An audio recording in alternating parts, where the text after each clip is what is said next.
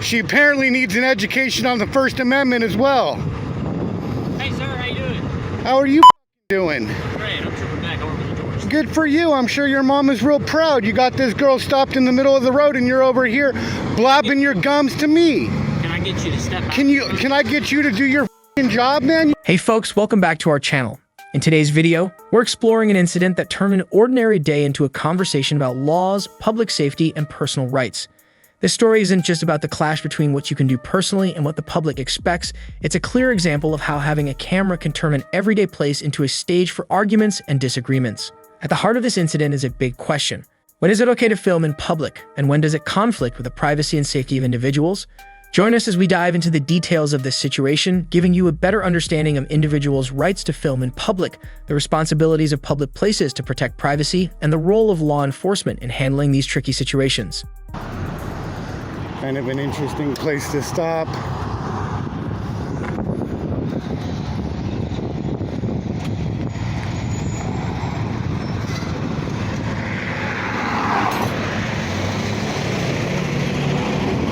I don't know if he's letting her go.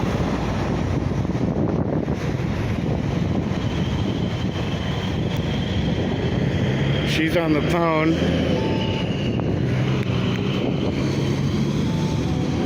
I'm going to the center.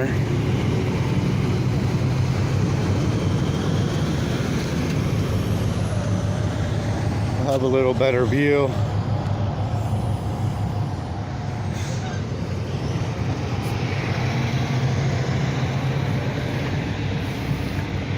What did he pull you over for? Does it matter? Yeah, it matters. No, it doesn't. Of course it does.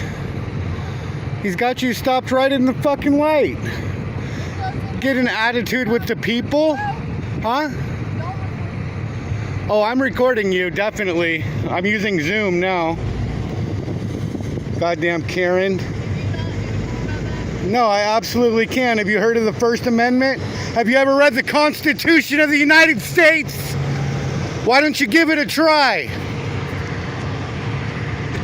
She apparently needs an education on the First Amendment as well. Hey sir, how you doing? How are you fucking doing? Great, I'm tripping back over the doors. Good for you. I'm sure your mom is real proud. You got this girl stopped in the middle of the road and you're over here blabbing your gums to me. Can I get you to step back? Can I get you to do your fucking job, man? You got her detained. Then do it. But right now, If you have ADD, that's your fucking problem. I'm not stopping you from doing shit. I hear you. I'm on public property exercising the First Amendment of the United States. Have you ever heard of it? The situation we're talking about is all about the right to take pictures and videos in public places, something that the law protects under the First Amendment. The person filming believes in this right, and how the police react adds a lot to our understanding of the legal and constitutional rules. Taking photos and videos in public is a basic part of freedom of expression, and it's protected by the First Amendment of the U.S. Constitution. Courts have said many times that filming public officials and places from accessible spots is totally okay. But there are some limits to this right, like it shouldn't cause problems with time, place, and the way things are done. So we need to figure out if the person's actions fit into these protected boundaries, and if the responses from the officers were fair considering security or privacy worries.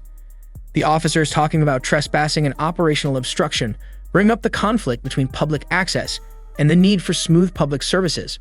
Trespassing laws usually mean going where you're not allowed, and public spaces usually don't count unless there are rules against it. Saying there's operational obstruction means proving that the person's actions were really getting in the way of the fire department's work, not just having a camera around.